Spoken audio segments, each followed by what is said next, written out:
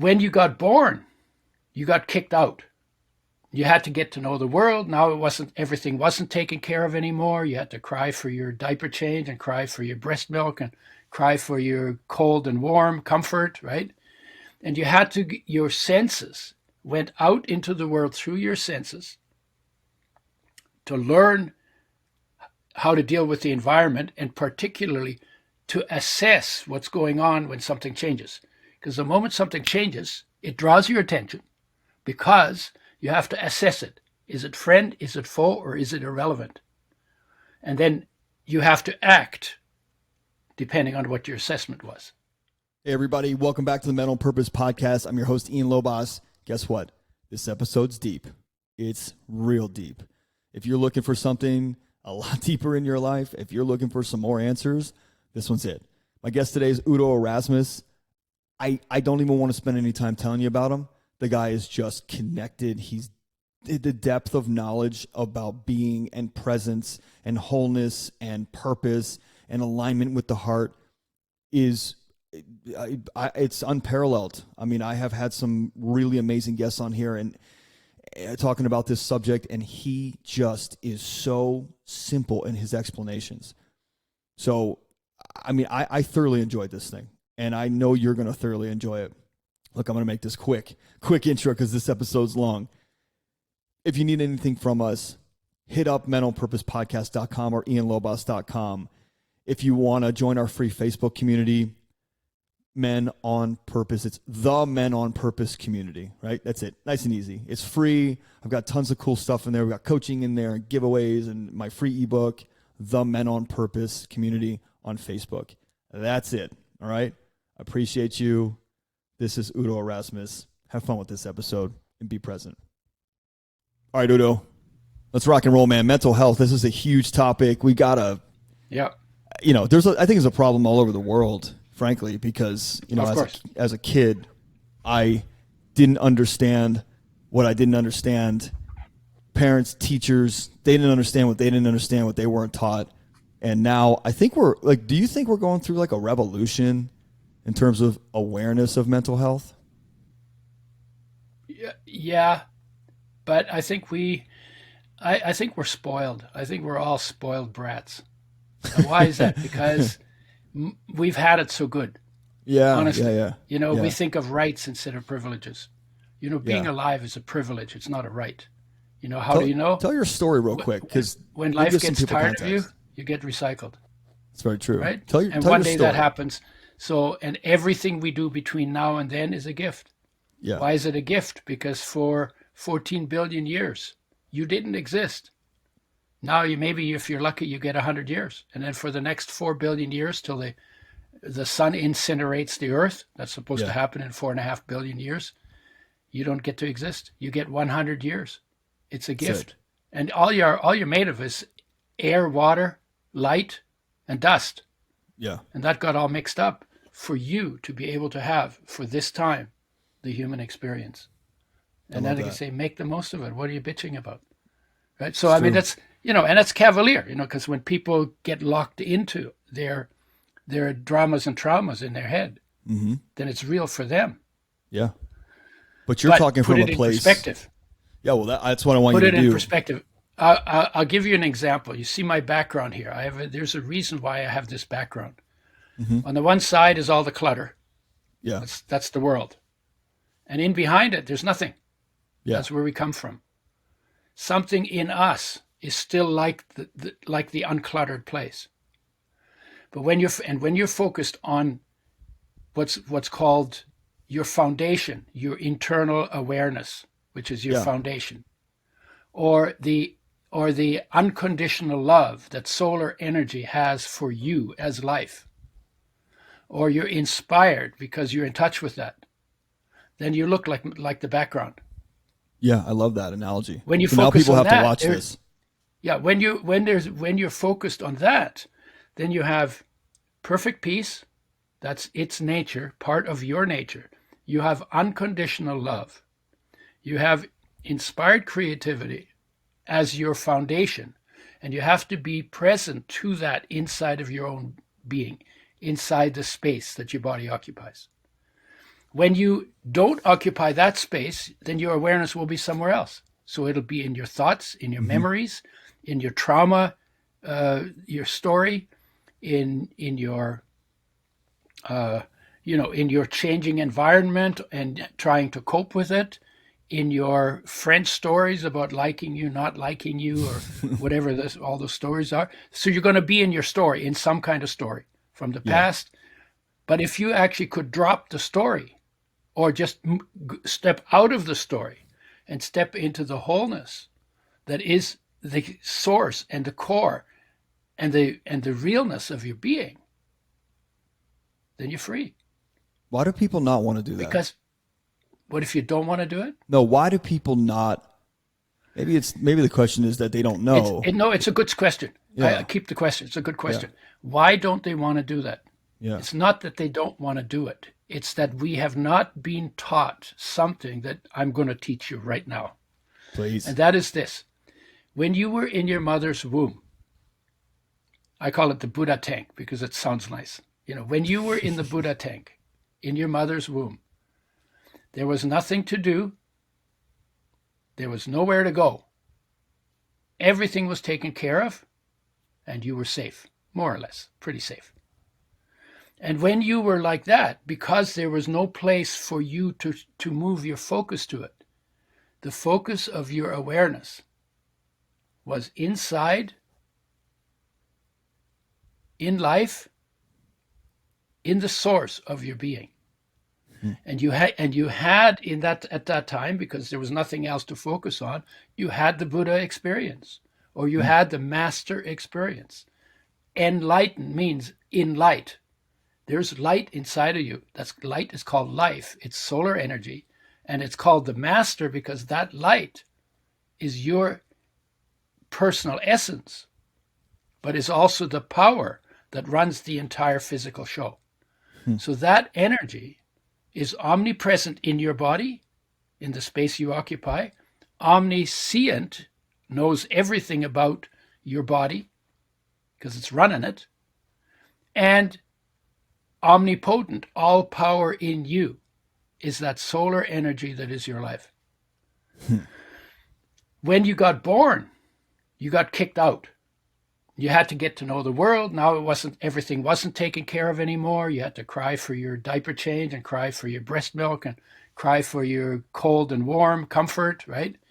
And your senses went out into the world through your senses to learn how to deal with the environment, and particularly to assess what's going on when something changes. Because the moment something changes, it draws your attention because you have to assess it. Is it friend, is it foe, or is it irrelevant? And then you have to act depending on what your assessment was. So what happened is our awareness went outward through our senses, and then it got connected to the world, whereas before it was inside, connected to life. And that disconnection of our awareness from life into the world was the beginning of our disconnection from ourself, but we don't remember it. We don't remember it. And then in our training, nobody tells us, and that's because most of the people who teach us have not gotten back to their wholeness either. So they can't teach us about wholeness. Only someone who's whole can. Only somebody who knows that from experience can. And the people who did that over history were the masters. Whether you call it about Buddha or Christ or Krishna or Lao Tzu, there's lots of, maybe Socrates. Sure. They said, in one way or another, they said, what I have, you have. What I have, you have. The difference between them and us was they were fully present in the space their body occupies, and we are fully absent in that space. That's the difference. Because they did a practice, they did a stillness practice, they sat down, they tapped in, because your senses will always take you out, and going back in has to always be deliberate. And so, what is the call to come home is what we call heartache. Yeah. Heartache began from our disconnection. When we lose a grandmother and we're sorry or sad, we feel it here. Or when somebody dumps us, and we didn't want to get dumped. We feel it here. Or we make an agreement with somebody and they break it and we feel betrayed. We feel it here. No, what happens is those are all our distractions that we latched onto in the hope of being fulfilled because we hadn't known and therefore not done our homework to reconnect inside. Because when you feel whole inside, when grandma dies, you'll remember the good times you had. You're not going to be so completely screwed up missing her. Yeah. And death, and as you know, grandmothers are supposed to die before their grandchildren. Sure. So this is actually a normal process. But when you don't feel whole, then all kinds of things that when they end, they take you back to your starting point for your inward journey, which is the ache of your heart. Something's missing. I've lost something. I don't know what it is, but that's about our heart calling our attention to come back home inside to its source in life. I love so much of now, what how you many just people said. have, huh? I love so much of what you just said. I'm a huge fan of Lao Tzu's work. And Yeah. for those audience members that don't know Lao Tzu, it's the Tao Te Ching. If you ever heard of that. And for those that don't know the Tao Te Ching, it's TETAOCHING. Google that, and you'll find Lao Tzu's work. The name that can be named is not the true name. Right. That's how it started. Right. And it's interesting because not everybody can talk about this. Right. And not everybody can hear this. What you just said was very clear. I've been thinking about that in my own mortality, in I have friends that have passed away, and I felt like I moved on too quick.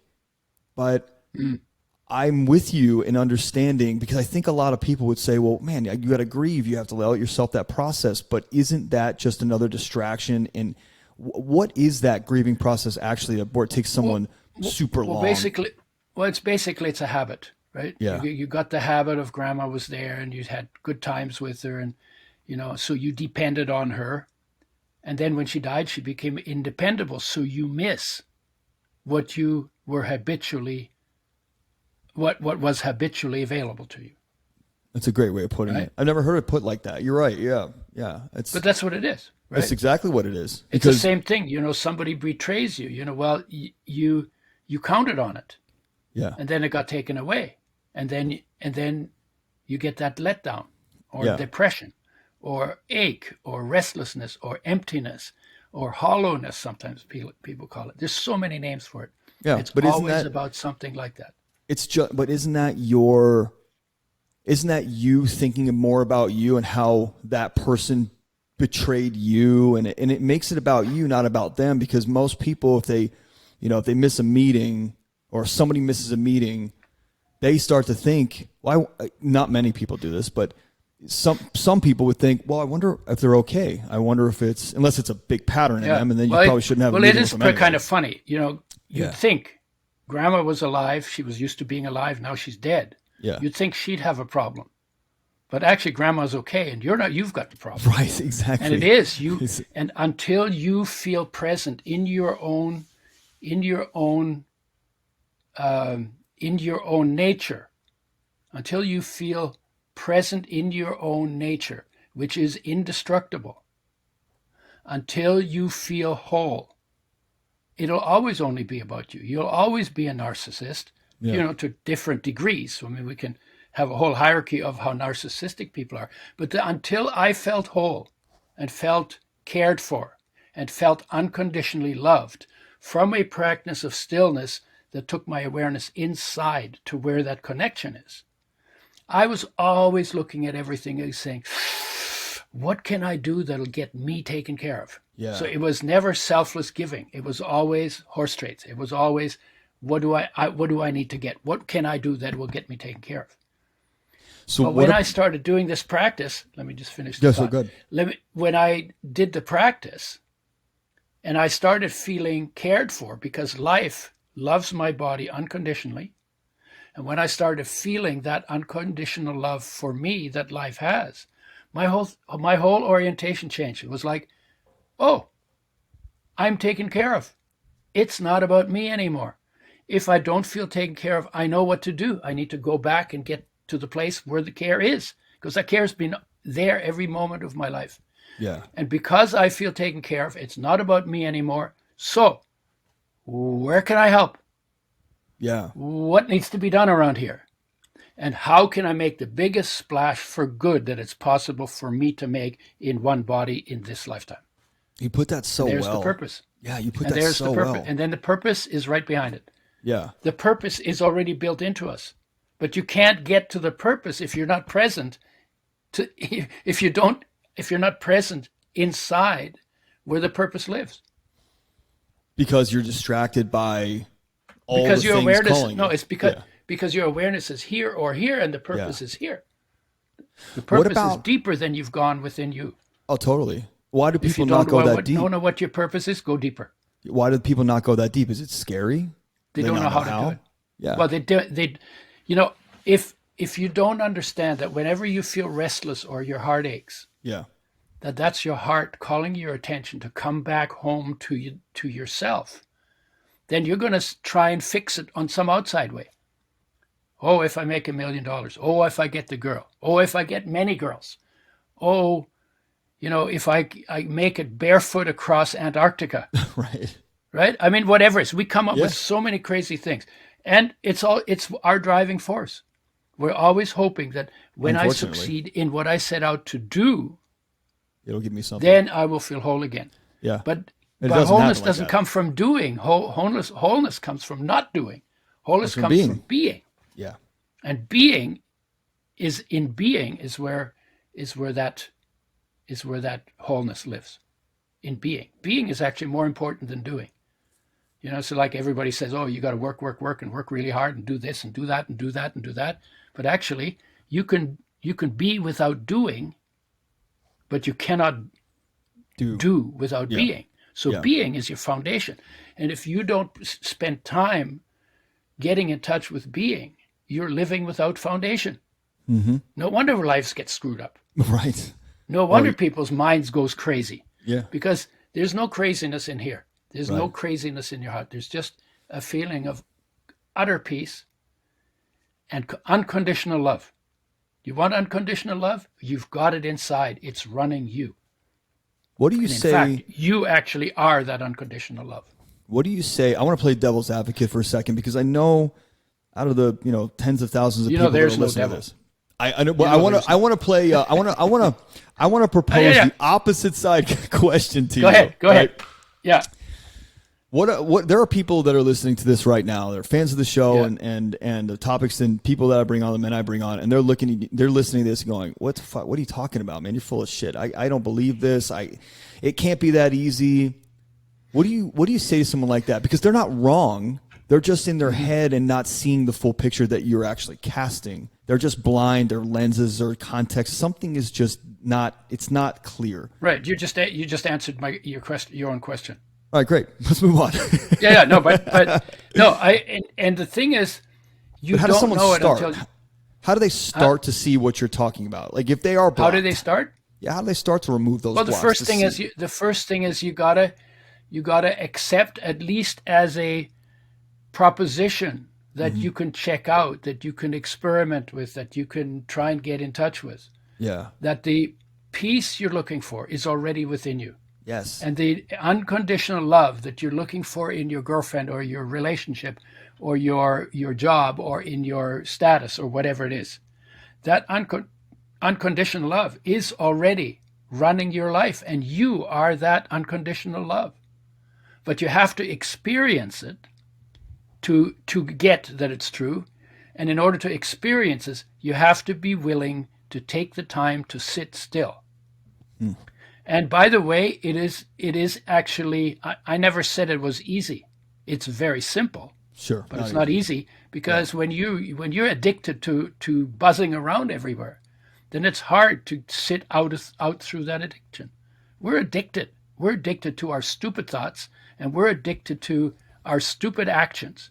And we're destroying the planet, in terms of environment and in terms of politics and in terms of relationship and in terms of our health, just because we're so addicted that we And nobody tells us that what you need to do to kick your addiction is you need to sit down, feel that ache, sit with it. Don't blame it on somebody. Don't distract yourself from it. Sit with it, because that far, less than a hair's breadth behind that ache is your wholeness. And it's always been built into, and it's in every human being, no matter what their history or their race or their gender or their age or their culture or their bad actions are.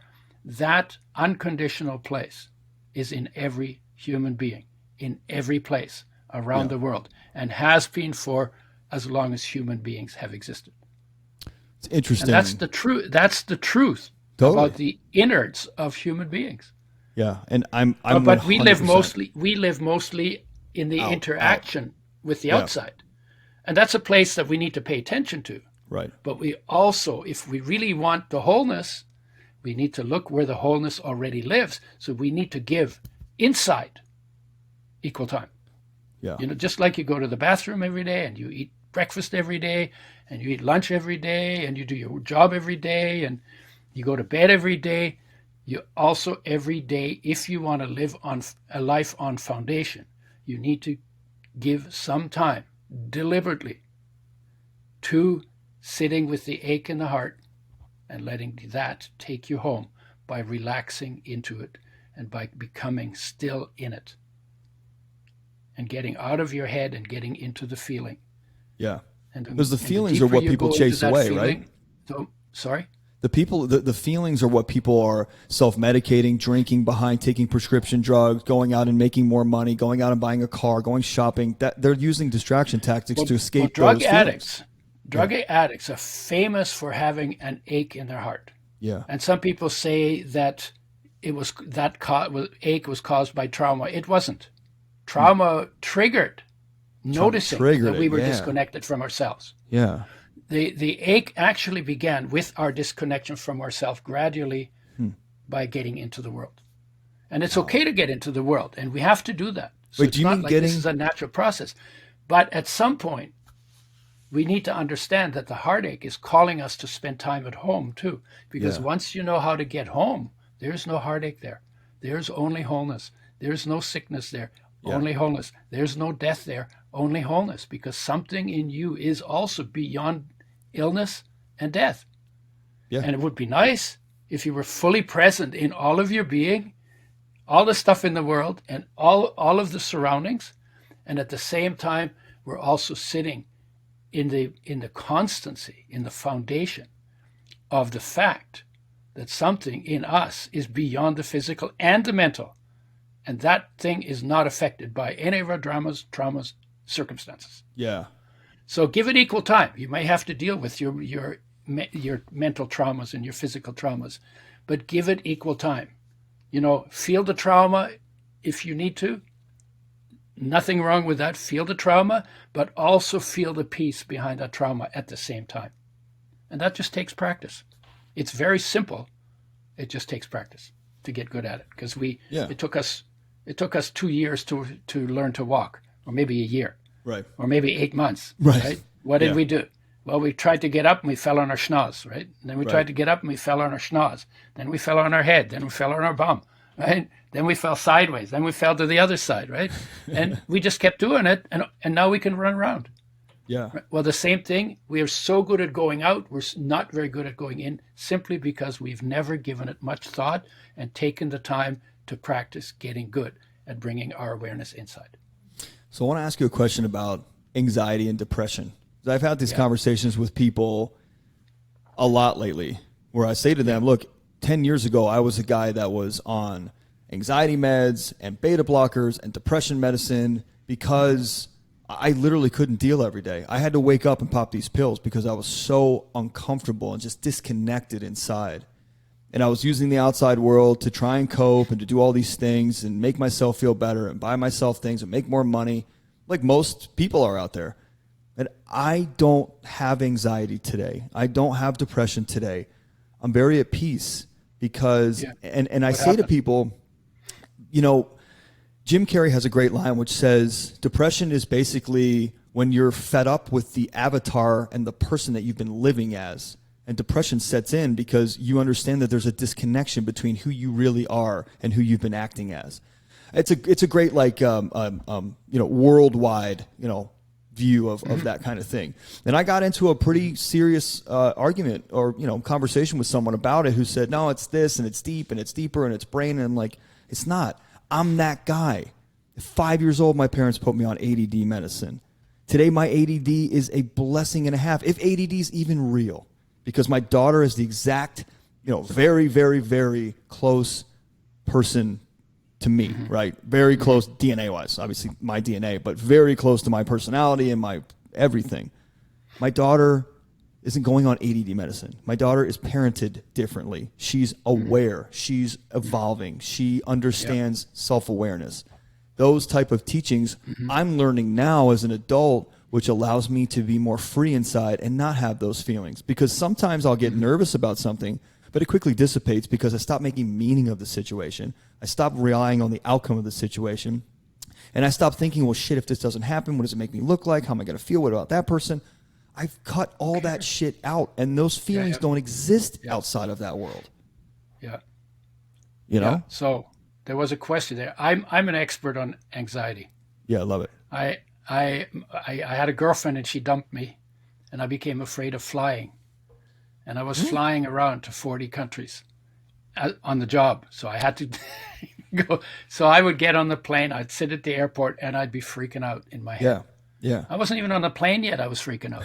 I've been there. Do you know what I mean? Totally. And my freak out was I was always imagining crashes instead of safe landings. Sure. Well, who told me I needed to do that? No, I came up with that. And somebody even said to me, I don't know why you're worried about flying. Flying is safer than driving. And my answer was, well, it doesn't feel that way to me. Right. Right? More out of control. But in terms of if you look at the stats, it's true. Sure. And so I'd get on the plane, I would cry. I was like a grown man crying on the plane because of I didn't not get on the plane. That would have been a solution. Sure. I got on the plane and then put myself through it. And then I started paying attention to what I was doing, and I realized that my anxiety came from lack of discipline. Now, I didn't see that at first. It came from lack of discipline. And it came from not having a foundation in peace, so that I was always worried about what could happen on the outside, mainly because I was out of control. Because on the plane, I don't have any control. Totally. Right? I don't make the wings fly, and I don't steer the airplane, and I don't even have access to the pilot, so I can talk him into flying better, as if I knew, As right? if you knew, right? Yeah, as if I knew. And so I started paying attention to, and I realized that what the problem was is I used, and I think it probably was a remnant of my war experience where we were actually shot at. And so I never felt safe, and so I kind of carried that into adulthood with me. And I got to a point where I said, I see I'm actually talking myself into it. And so I did two things. One is told myself that it was bullshit what I was telling me. Totally. Because it was. The second one was I started practicing imagining safe landings, because I had that option too at the same time, right? Very true, yeah. And then the third one I did is I started doing my stillness practice, and I got so deep into that stillness practice that it didn't matter whether the plane landed safely or crashed. And that's a kind of interesting place to get to, because one day your body's going to crash, whether you like it or not. What if you're aware of the fact that this body is a terminal condition? And because it's a terminal condition, in an infinite universe, you try to be fully present every day, as much as you can, and work on making that better, and set the high standard. I want to have the wisdom that the masters had. I want to have the experience that the masters had, that inspired them to do what they did, that enabled them to heal. People are still talking about thousands of years ago. I don't want to be the master. I don't need to be the master, but I want to have the same experience. Right? Yeah. And the truth is, And the Yeah. truth is, the master, whatever you call him, whether you call it life energy or solar energy or Christ, Buddha, Krishna, or Lao Tzu, the energy that keeps you alive is that master. Mm-hmm. That is what all the masters talked about. They all recommended sit down, sit still, stop working, take time to be fully present. Yeah. And guess what? That's where you're going to find the most fulfilling experience in your life. Sure. Better than sex. Sorry, I have to say that, but I'm 79. I'm with you. It's especially true since I'm 79. You know, better than $1 million, better than great status, better than a power position, Yeah. better than the hottest girlfriend on the planet. Because here the love is unconditional for your body, no other agenda except to take care of you. That's amazing. Yeah. When with other people, it's never quite unconditional. I mean, people make effort and they try to be really nice to each other and love Yeah. each other.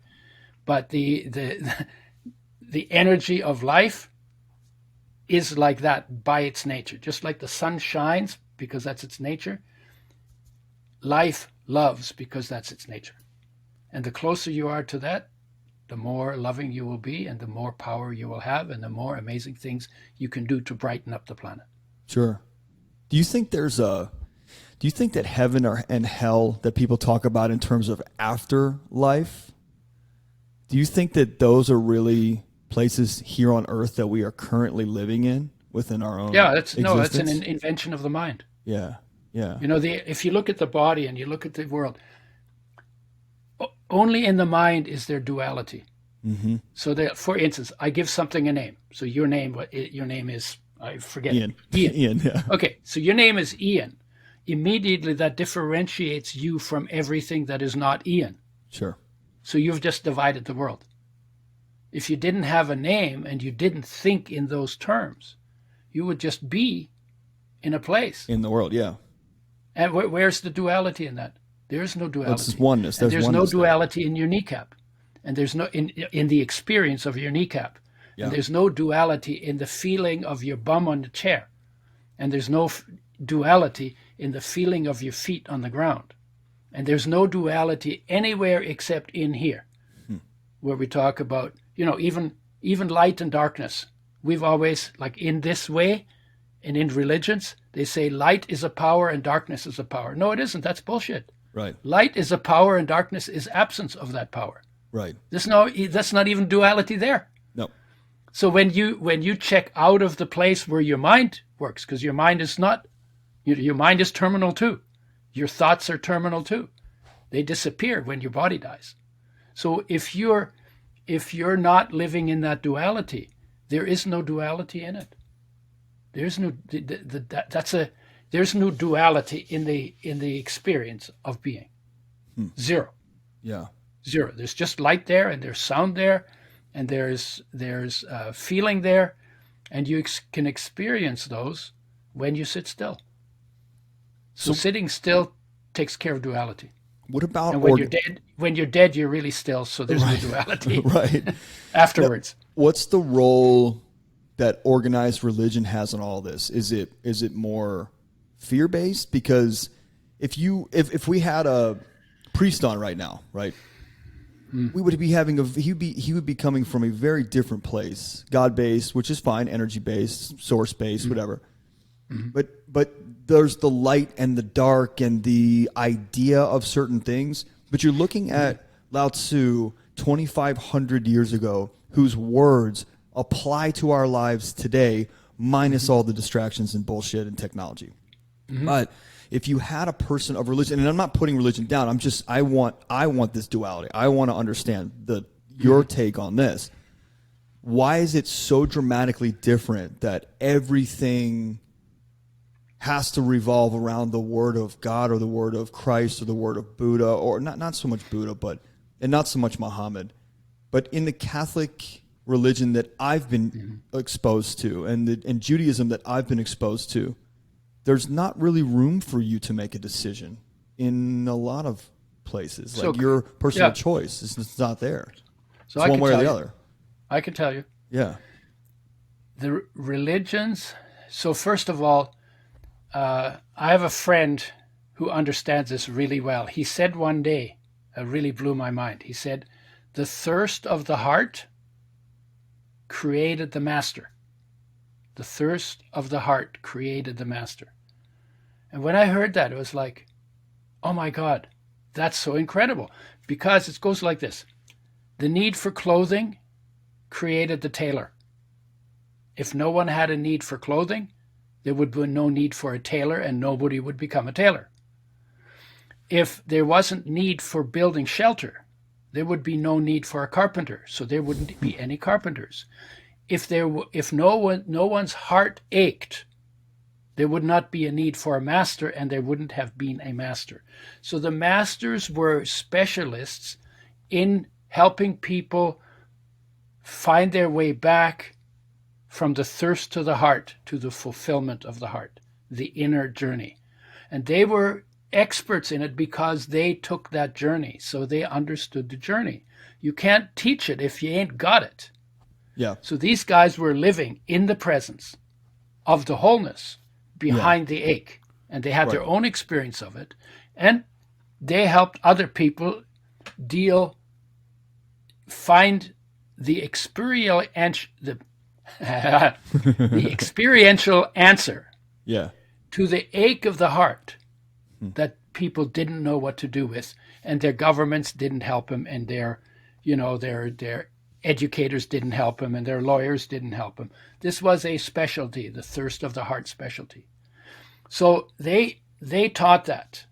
But then, and they got a really good reputation because this is a hot topic. This is a really powerful topic. Sure. And when people get their heartache dealt with, oh my God, that's incredible. So they had a lot of love. They got a really good reputation. They became brands.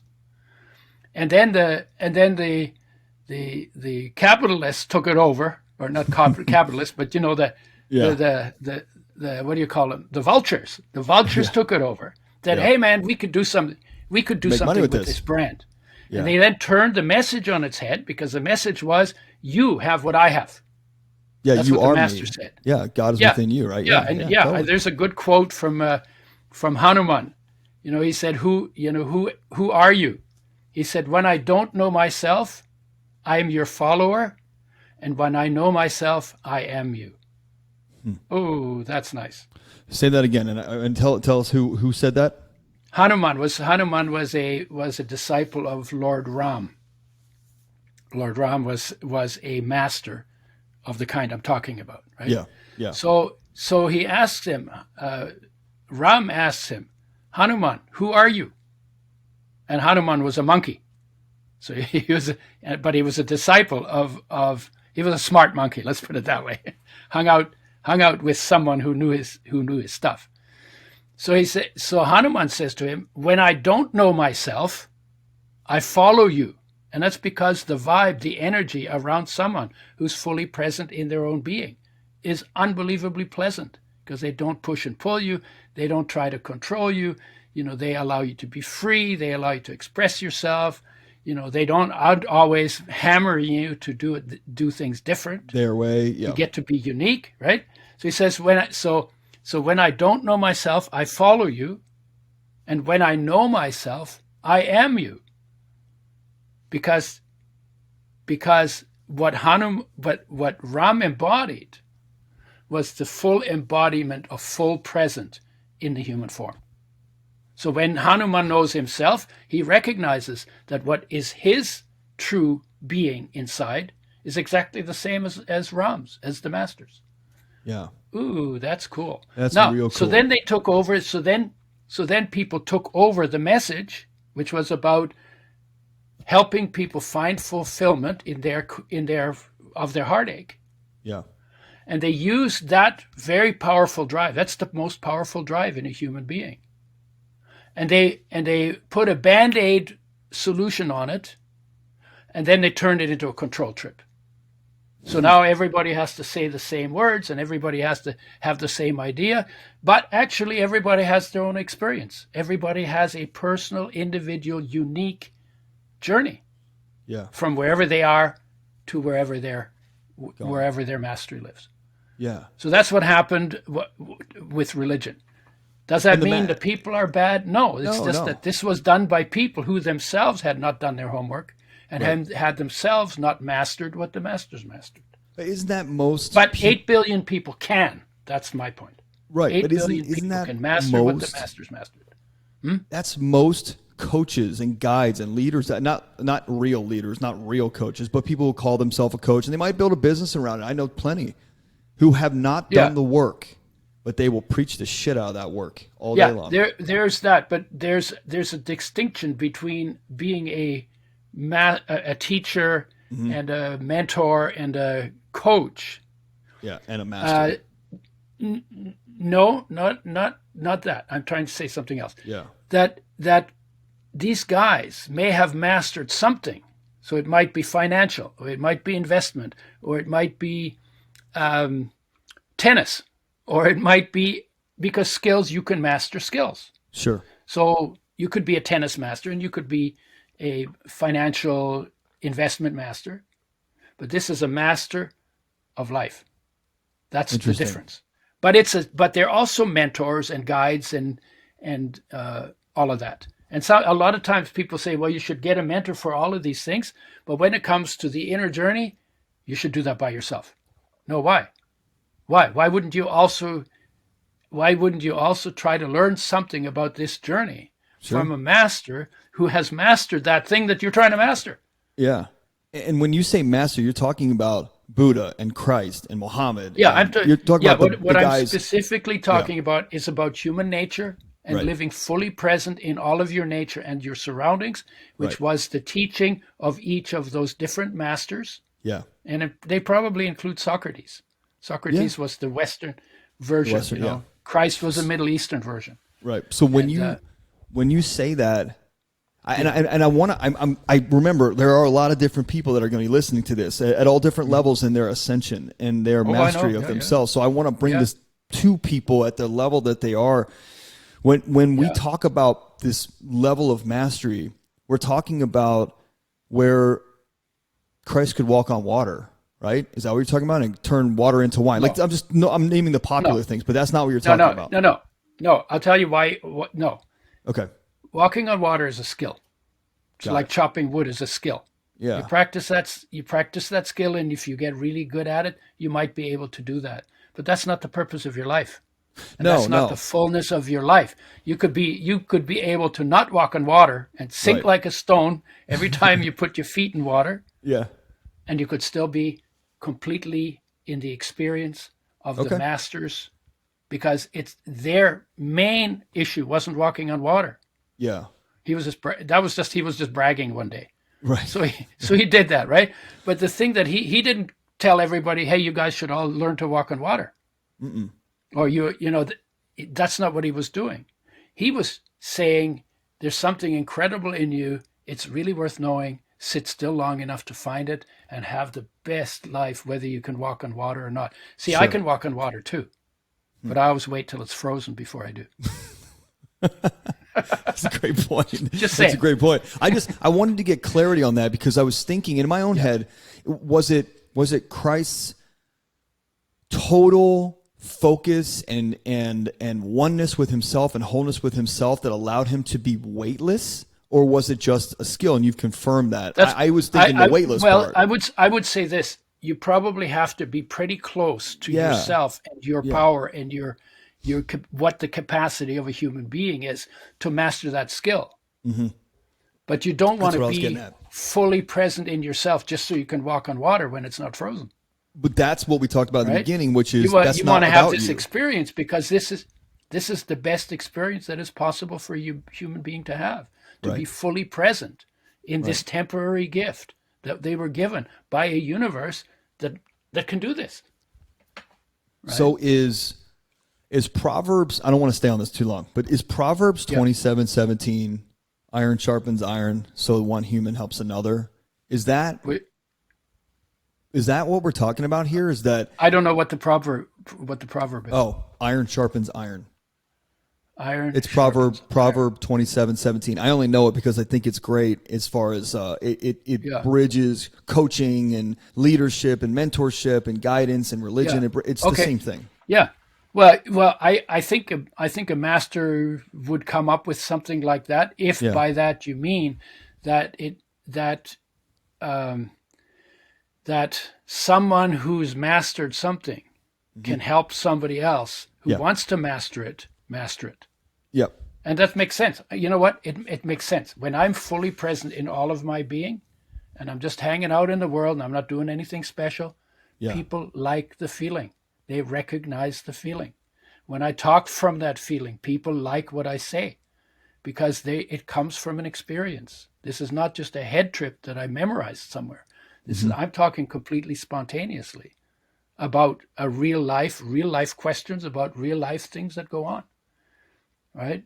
And how do I know that? Because when you're fully present in life, all the answers for pretty much everything are there. Maybe not calculus, because that's a completely theoretical thing Yeah. that maybe not astrophysics, but in terms of how to live a full life. When you live a full life, you have the answers to that because you're living it. So where does, and we started talking about this before I pushed record, where does ego play into that?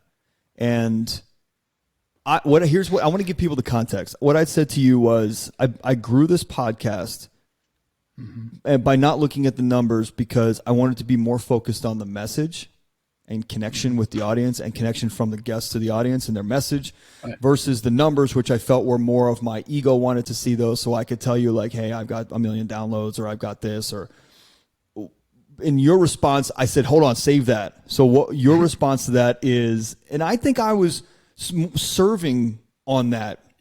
Yeah. I don't remember what I said before, but I'll tell you what I'm saying now. Is who came up with this stupid idea that if you counted the number, that would be all your ego. Yeah, it's all bullshit you told yourself. I did. Yeah. Right? Yeah. Because you can be, but if you count the numbers, say, oh yeah, no, I'm better than him and him and him and him. Yeah, that would be ego. That would be, because who cares? But that's what I was avoiding. I didn't even want to enter that world because I didn't want my mind to go there. I know, but you don't have to. But you don't have to do that. You get to decide what that is for you. I know. So I decided because not to look at I want to numbers. know, because I'll tell you why I want to know. Yeah. The more people that can hear, if this is a good message, and you can argue with that, but if this is a good message, the more people hear the message, the sooner everybody will have heard the message. How do I know when it's enough or not enough, but what's your justification of more people? Is it 2 versus 1? Is it 4 versus 2? Is it 100 versus 4? As many as possible. Yeah. I've never, 8 no billion limitation. people. No limitation. 8 billion people could live fully present inside and fully present in their environment and not lost in their head. Sure. 8 billion people. That's my tribe. Yeah. 8 billion I'm with people. you. I'm totally with you. You can't kick anybody off you can't kick anybody off the team. Right. Everybody's on your team. But you can do whatever you can to deepen their experience of the magnificence of their own existence. Yeah. That's what I want to do. Is there ego involved? Well, if it is, it's good ego. Yeah. Right? That's true. Because Who says when ego's bad? the quality of people's lives becomes better, that's a good thing. I totally agree. Right? Now, yeah. I'm also, because I'm in this enough to know that one day my body will crap out and the number won't make any difference. It's very true. So I'm not stuck on it. Yeah. I'm not doing it for the numbers. Yep. I just said, you know what, this is to me, the fact that every human being could live better than they do is so huge that I just say, okay, in which ways can life be better? I want to serve as many of those ways as possible. And I want to do as much as I can in one lifetime to help as many people as I can to have a better life. What do I get out of it? Just the joy of being able to do it. That is. And when I talk like this, it also reminds me. Yeah. It makes me stronger too, because you got to practice your art. Sure. You want to get good at something, you got to practice it. When we opened up the Middle East, I felt really good about that. Opened up means what? When our podcast was downloaded in the Middle East. Oh, okay. It made me feel really good. Now, listen, I get DMs and emails from people daily who have listened to these episodes and say, man, there's something you said or something, mainly what the guest said, but there's something the guest said that really like shifted something in me. Yeah. And when I started getting email correspondence from, like I got a correspondence from a guy in Saudi Arabia who said, you know, it's been thousands of years and men are what they are, and it's really never changed. Like, thanks for putting this out there. I was like, wow, I could be a part of a whole like generational shift in mindset and being. It's You are. really You freaking guaranteed cool. that you are. Yeah, that's really guaranteed cool. that you are. Yeah. Now, how much? So that's ego do where you that's have where my about- ego was how a much- benefit. So how much? Yeah, how much ego do you have about that?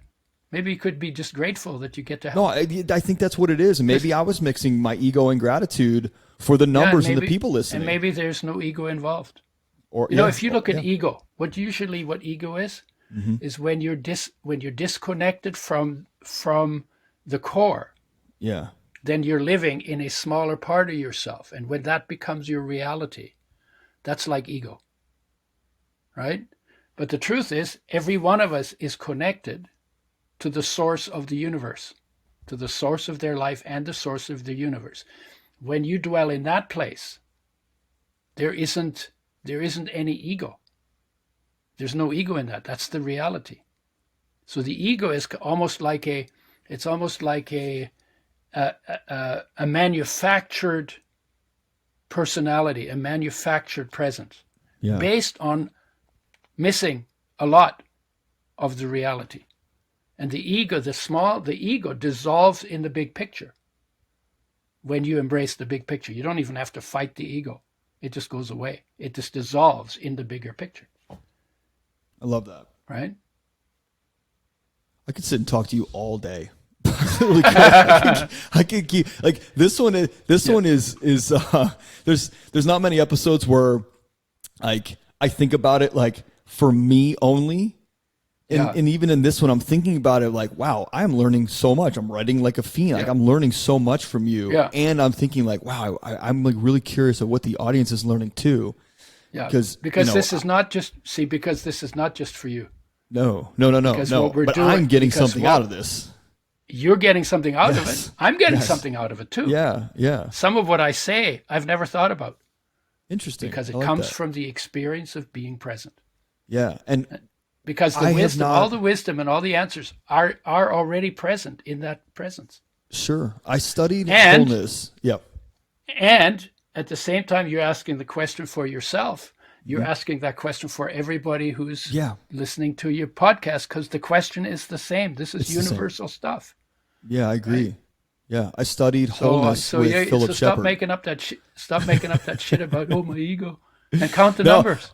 I got And, your and dance in your living room. Yay! Right. Today, 200,000 million, whatever. I'm clear. You know. I'm clear. That's why I asked you that. And that's why I told you that, because I wanted some clarity. I studied wholeness with Philip Shepard, who wrote the book Radical Wholeness. And I've heard things today from you in a very different way. And that's because of who I am today in this present moment and who you are today and how I receive things and how you give things out. Yeah. Yeah. You put stuff together that I have not heard it like that before. And maybe that's just because I couldn't hear it back then because I just wasn't as present when I studied with No, you. I think it's because what I'm talking about comes from my experience. So you're getting it you're getting it expressed through this rather than through a book that everybody was supposed to memorize or through some other person who maybe had their own experience but had a different personality and a different track through life, spoke a different language, and would have therefore expressed it in a different way. Yeah. But so what I'd like you to do is I'd like you to find out what your reach is and then let me know. Okay. So I don't will. do it. So don't do it for your ego. Just do it for me. I'll do it for you. Promise. No problem. I'll email you today. Okay. No, this is I could ask you 50 more questions, and I Yeah, go ahead. Start with the first one. We got 2 wanna- minutes. Let's do I'm all gonna 50 questions. I'm gonna ask you one more question, and I'm like, there's so many things swirling in my head. Yeah. Where does somebody start here? You talk about being still. Is that meditation? Is that just turning off technology and just sitting with yourself for a couple minutes? Because I talk to a lot of people who say, I want to meditate, but I just can't sit still. Where does somebody start? Where can they just start? Well, the first thing, if you can't sit still, then recognize that you're addicted to doing, Yeah. and maybe recognize that that's a bad addiction, because it robs you of your foundation. Right? Start there. Where do you start? The way I start, when your heart aches, sit with it. Yeah, listen See, to it. because you want to take a journey, you need to be clear where you are, and you need to be clear where you're trying to go. Where you're trying to go is wholeness, fullness, the presence of the master, peace, contentment, feeling rich inside, whatever, however you call that. Sure. Better than it is. So that's clear. That goal is clear. Where's the starting point? And that's mostly where people miss it. You talk about this to someone who doesn't know that this is the answer to heartache. They may not understand what you're trying to say. Yeah. But this experience, like the beginning of the journey, is where you're at, which is disconnected from yourself, which is in some way feeling heartache or driven or striving or, one of those words for something missing. We gotta, hustle, gotta crush it. Yeah. You got to hustle and you got to push and you got to do this and you got to do that. No, this is about do nothing. If you do nothing, you leave nothing undone. Yeah. And sometimes, doing is supposed to lead to non-doing, and most of our doing leads to more doing because we're not fixing anything. Cycle. Right? So the start, to me, that makes this really make sense is that what the masters taught was, in their own way, at their own time, in their own culture, an answer to the universal ache of the disconnected heart, or the ache of the heart of the person disconnected from their own existence, from their own life. Yeah. And so start by feeling that. Most people don't like the feeling because it's uncomfortable. Sure. And so then they distract themselves or deny it or ignore it or try to explain it away or blame it on somebody. Yeah. That's what we do with this ache. That's a lot of different things to do except for be present. I think you just named five things. But I think that covers all of them. It does. Yeah. What we do. And distract in 1,000 ways, blame on 1,000 people or a million situations. Medicate right? it. Yeah. And they medicate it because they think this is something bad. This is the greatest gift you've been given other than being alive. That's what I'd say to people. The ache that you feel in your heart, when you feel it, that is the greatest gift you've been given other than being alive, because that's like hunger is to food or thirst is to water, and this is for fulfillment, for having the rich, divine, beautiful, wholesome, love-filled life that you were given as a gift by the universe, right? So if you can reframe this heartache into the greatest gift you've been given other than being alive, and then sit with it. So now you're at the starting point, and the journey is only that long. It's like a hair's breadth behind it. It's that wholeness. But if you don't get to the starting point, you're never going to get there. That's like saying, I want to run the race. I want to win the gold medal in the 200-meter race. But you don't even start. Yeah, but I'm not going to put my feet in those stupid blocks. I hate those blocks. So I'm not going to do that, but I want to win the gold medal. Yeah, good luck, buddy. If you don't know where you start, if you don't know where you are, how will you know where the direction you need to take, even if you know where you want to end up? So you need to always know the starting point and the destination, and then you can track a journey to it. So heartache is the starting point. Heartache is the starting point. Uneasy feeling, restlessness. That thing, sometimes it says, I feel so constricted, I feel like I can't breathe. This is all different words for something that's amiss, something that's lost. And sitting at the starting point and doing it quietly and not judging it, just feeling it, just acknowledging it, embracing it. Maybe even being grateful, because this ache will nag you forever until you come home. How cool is that? It's so cool. I How have cool another is that? question on top of that. Yeah. How cool is that? That it will not let you. No, it won't You let can you rest. distract yourself for a while. It will continue to come back every time your distraction dries up, Yeah. until you actually deal with what it is and go where it's calling you to go, which is Sure. back home inside, into Yep. the most incredible experience that is possible for a human being. I thought of something while you were talking about that. Can the head solve a heart issue? No. Okay, I know the answer. No. I wanted your answer. No. And I want No, you to and you can't- explain that to people. Well, you can't think yourself into a feeling. Yeah. And what's in wholeness is a feeling. Wholeness is a feeling. Wholeness is not a rationalization. Wholeness is not a formula. Mm-hmm. That's what the mind does. Formulas and rationalizations and explanations. No. You go directly from feeling lost to feeling found. That far. Less than a hair. It's a Less hair, than yeah. a hair. But you have to be willing to embrace the feeling, the uncomfortable feeling of acknowledging that I'm missing something. But you also need to know that what you're missing, you're not missing. It's just your awareness wandered away from it. Your focus wandered away from it. What you're missing is just behind of where you're looking, Yeah. and it's been there the whole time. It never left you. Your focus just wandered off. So wander your focus home. Yeah, it's such a great way to put it. It's so simple too. That's so It simple. is Your really focus simple. your focus wandered away. Just focus. Nothing back in. changed. Nothing The peace was changed. there. The love was there. The inspiration that. was there. The purpose was there. Everything has always been there inside of you. Yeah. Yeah.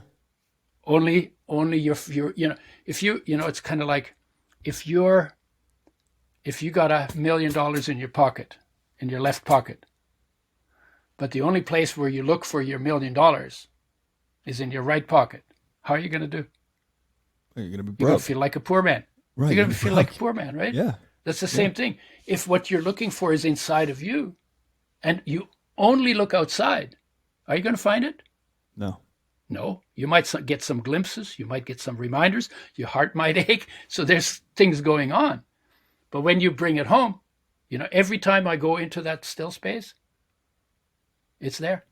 It's never not been there when I sit down and get still. It's never not been there. So good. All right, Udo, we're going to wrap up. We're going to wrap Yeah. up. I want to be respectful of your time and the audience. The audience is only going to process so much.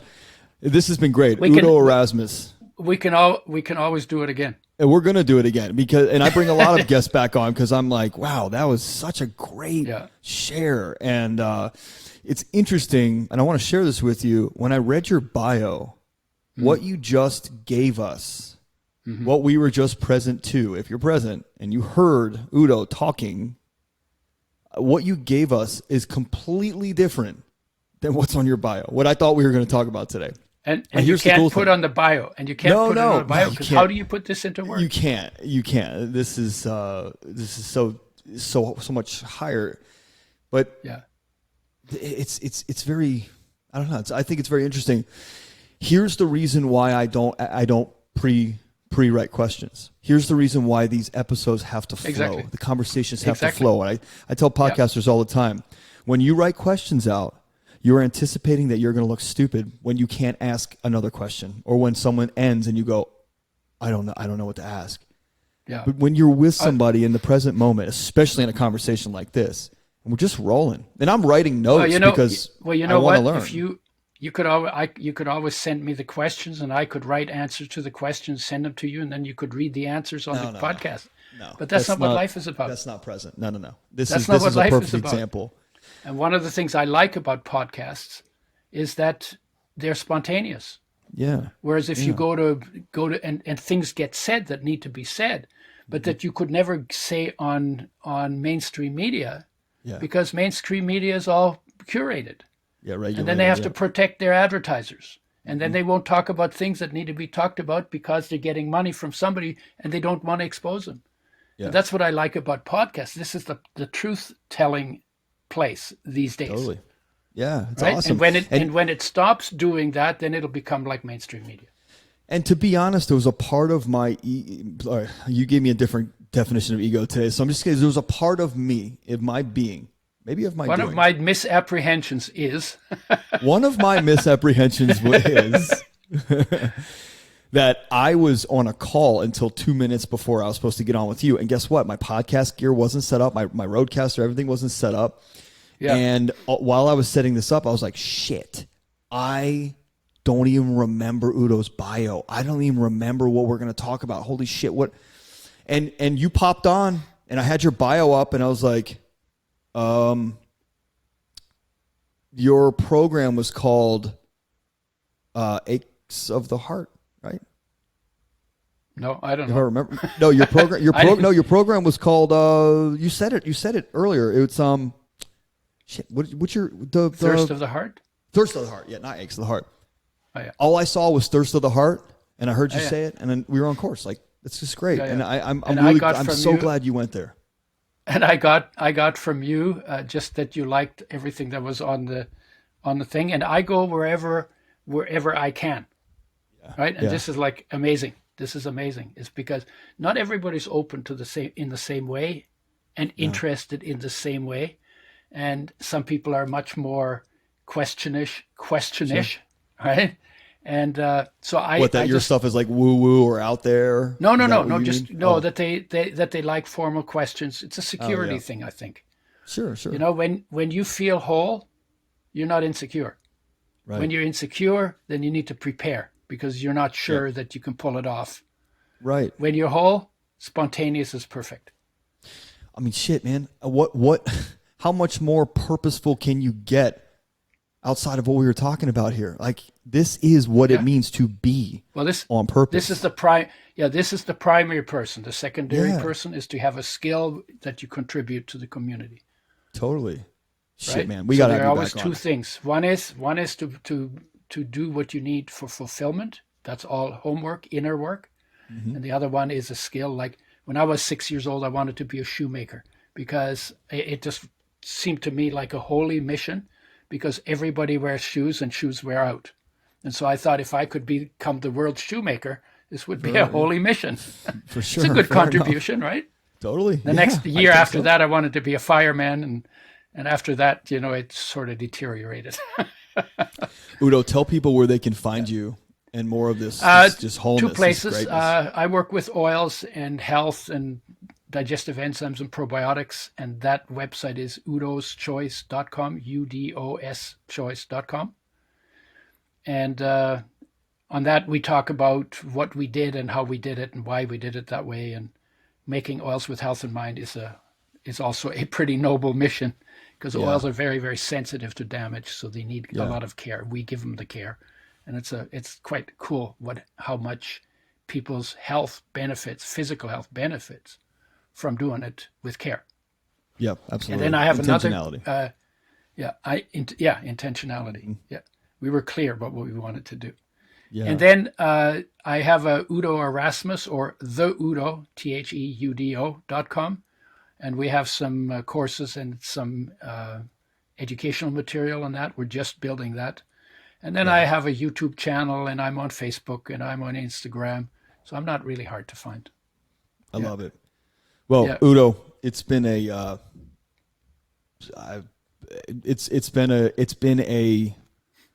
hold on. I was thinking about something.